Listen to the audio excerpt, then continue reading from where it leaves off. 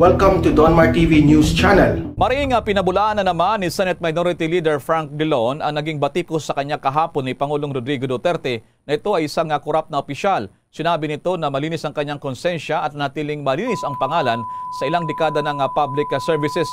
Mula niya nung pumasok sa public service noong 1986 ay tinitiyak ng senador na sumusunod naman ito sa pinakamataas na moral standard. Kung malala sa Talk to the People ng Pangulong Duterte, ikinumpara nito ang kanyang panunungkulan kina Drilon at Senator Richard Gordon na hindi siya kurap katulad ng dalawa daw umanong mga mababatas, bagay na tinatanggi naman ng dalawa. Mayor Isko Moreno Dumagoso ang ilang mga dating cabinet secretaries sa pakikipagpulong sa kanya. Pinangunahan kasi ni dating former Department of Agrarian na Reform Secretary Hernani Braganza at ni dating Labor Chief at Executive Secretary Robin Torres. At gayon na din si Danny Fausto ang siyang Pangulo ng Philippine Chamber of Agriculture and Food at si Elias Inchong ang Pangulo naman ng United Broilers Raisers Association ang nakipagpulong kina Mayor Dumagoso at Dr. Willie Ong. Dumalo rin sa pamamagitan ng Zoom sina dating Department of Agriculture Secretary Leonardo Montemayor at dating Presidential Flagship Program Secretary and Agriculture and Trade and Industry Undersecretary Ernesto Ordonez. Pinuri naman ni Braganza, sina Ong at Dumagoso dahil sa magandang plataporma na kayang sugpuin ang pandemya, pagbuhay ng ekonomiya at pagtulong sa mga maliliit na negosyante. Magugunitang tatakbo si Moreno sa pagkapangulo sa ilalim yan ng Aksyon Demokratiko Party kasama na si Dr. Willie Ong bilang kanyang Vice Presidential sa darating na 2022 election. Ako'y naniniwala ang ating Diyos makapangyarihan. Kahit anong gawin ng mga dilawan na harangin ang pagkandidato ni dating Senator Bongbong Marcos, hindi nyo mapipigil yan. Hindi nyo mapipigil. Bakit? Pag ang Diyos ang kumilos, wala sa inyo man ang pwedeng makapipigil. Alam nyo, unang-una sinasabi ng mga dilawan, malaya daw tayong demokrasya na bansa, malaya daw tayong mamahayag, malaya daw tayong magsalita. Yan ang sinasabi ng mga dilawan, di po ba?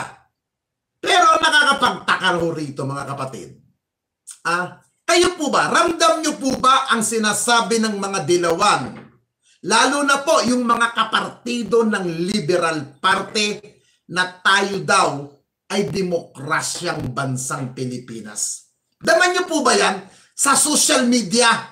Daman nyo po ba ang sinasabing malayang pamamahayag, malayang pagsasalita? Ba ito, isipin nyo na lang ito. Lalo na Rappler. Yung tinatawag na pack-shaker na yan, packing shit naman kayo. Hindi nyo mahahadlangan pag ang Diyos ang kumilos. Hindi nyo mahadlangan, maniwala kayo, mga putang ina ninyo. Ang Diyos ay makatarungan. Ang Diyos ay buhay. Tandaan ninyo. Ang Diyos namin ay makapangyarihan sa lahat ng bagay. Ito pa nakakatawa. Sino yung mga kumukontra ngayon sa administrasyon? Sino ang unang-unang galit na galit? Inquirer. Rappler, ABS-CBN. Sino ba mga yan? Ang Rappler, nagbabayad ba ng tamang buwis sa bansang Pilipinas? Hindi. Bakit nagalit kay Pangulong Duterte? Paano? Nakakante. Siyempre, hindi mo masisisi, talagang magagalit yan. Ilang dekada, ilang tao na hindi nagbabayad ng buwis ang Philippine Daily Inquirer. Nakakante ni Pangulong Duterte. Ayun, naging oposisyon. Ito pa, Rappler. Ano ba ang Rappler? Ano ba ang kaso ng Rappler? Bakit ganun na lang ang galit nila sa administrasyon ni Pangulong Duterte? Bakit sila galit na galit ang Rappler? Naisabi na natin, ang Inquirer, di ba? Rappler, bakit galit na galit? Paano? Kung ano ang kaso ng Philippine Daily Inquirer, ganun din ang kaso ng Rappler na hindi nagbabayad ng tamang buwis. inakante ng administrasyon.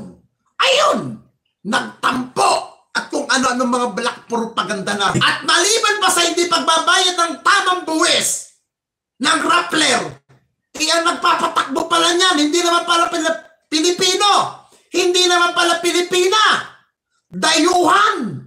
May batas tayo sa bansang Pilipinas, di ba? Pag ikaw ay isang pure na hindi Pilipino, hindi ka pwedeng magmay-ari ng isang korporasyon na lahat ay sa'yo nakapangalan. Inasayari! Ayun! Nagalit na galit! Yung kapamilya! Di ba? Alam niyo yung kapamilya, ABS-CBN! Galit na galit din! Di ba? Galit na galit din ang ABS-CBN sa Duterte administration. Bakit kaya nagagalit? Ano ba kaya pinagmumulan? Baka hindi kasi alam ng ibang mga kabataan, ibang mga millennial. Kasi ang tingin kasi nila kay Digong ngayon, diktador. Yun ang pinapalabas ng mga malalaking network eh. Diktador si Pangulong Duterte. Di ba? Palamura si Pangulong Duterte. Pero tignan po natin, ano bang dahilan? Bakit natigil ang operasyon ng ABS-CBN? Hindi pagbabayad ng tamang buwis. Di ba? Maliban po sa hindi pagbabayad ng tamang buwis, yung tinitirikan nilang lupa, kanino galing yan? Kaninong pag-aari? Pag-aari ng gobyerno. Na hindi nila binabayaran.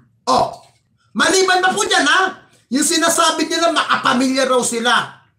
Di ba? Mahal daw nila ang mga manggagawa. Putang ina naman. Ilang dekada na nagtrabaho yung mga ibang empleyado ng ABS-CBN. Bakit nagrereklamo sa Department of Labor? Bakit hindi nyo binibigay ang tamang pasahod? Ultimo benepisyo, hindi nyo binibigay. Yan ba sinasabi ninyo matutuwid kayo? Ganyan ba kayo kagago katuwid? Mabuti na lang sana kung nagpapakantot kayo sa puwit nyo at tumutuwad kayo. Sabi nyo matutuwid kayo. Lahat na lang may mga kabaktulan kayo. Lahat na lang may baho kayo. Di ba? Ito pang nakakatawa po mga kapatid. Karamihan sa mga umaangal, karamihan sa mga taong galit na galit sa administrasyon ni Pangulong Duterte, alam nyo kung ano? Yung may mga pagkukulang, yung mga taong hindi sumusunod sa tamang batas. Di ba? Bago kayo sumunod, bago kayo magnaknak, bago kayo magreklamo, mga ihot ni puta kayo, sumunod muna kayo sa batas. At ang Rappler, at ang Philippine Daily Inquirer, ang ABS-CBN, hindi naman kayo pinipigilan magnegosyo eh. Hindi naman kayo pinipigilan mag-operate. Kita nyo nga ang Rappler hanggang ngayon nag-ooperate pa rin. Di ba? Ang Inquirer, nag-ooperate pa rin ABS-CBN, nag-ooperate pa rin. Di ba? Pero, bayaran ninyo ang tama na utang ninyo sa sambayan ng Pilipino. Bayaran ninyo. Kasi nga, kaya ganyan ang galit nyo sa administrasyon, naiintindihan namin kayo. Nauunawaan namin kayo kung saan kayo umuhugot ng galit sa administrasyon na to. Kasi nga, yung mga illegal ninyong gawain ay nabuking.